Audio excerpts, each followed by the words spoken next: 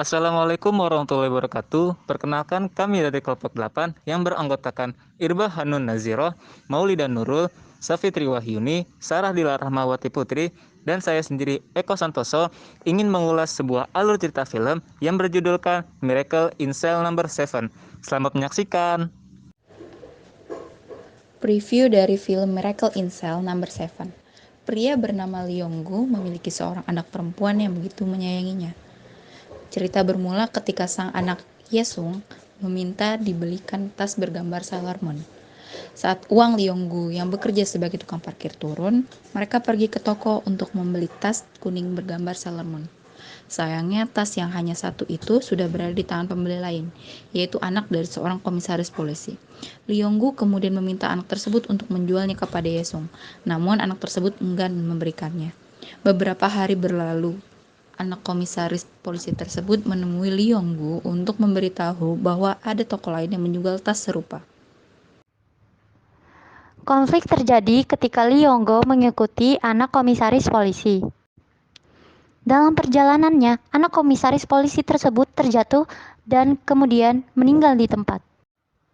Lee Yong-go menggunakan metode penyelamatan pertama untuk menolong anak komisaris polisi tersebut. Ia memberikan nafas buatan. Namun, ada seorang ibu-ibu yang melihat kejadian itu. Ibu tersebut salah paham yang mengira Lee Yong-go sedang melakukan pelecehan seksual terhadap anak komisaris polisi tersebut. Kemudian dia melaporkannya kepada pihak berwajib.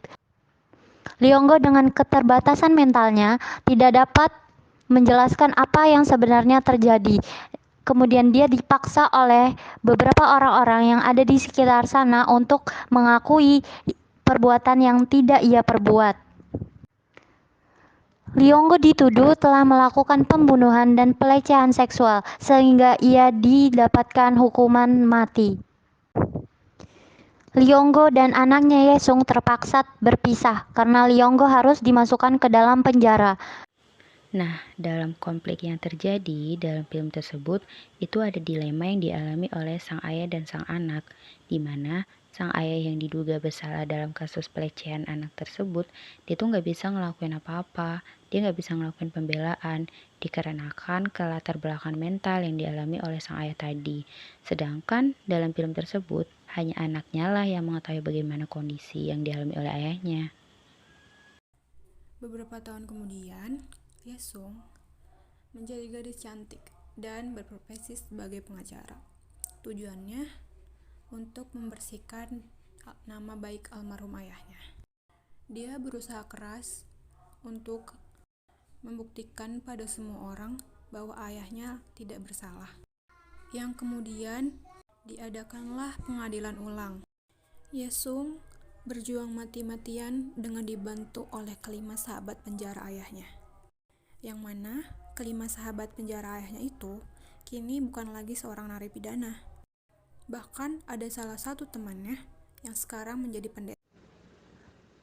Pesan moral yang dapat kita ambil dari film Miracle in Cell Number 7 adalah jangan menyimpulkan sesuatu hanya dari penglihatan saja, akan tetapi harus diperjelas segala sesuatunya.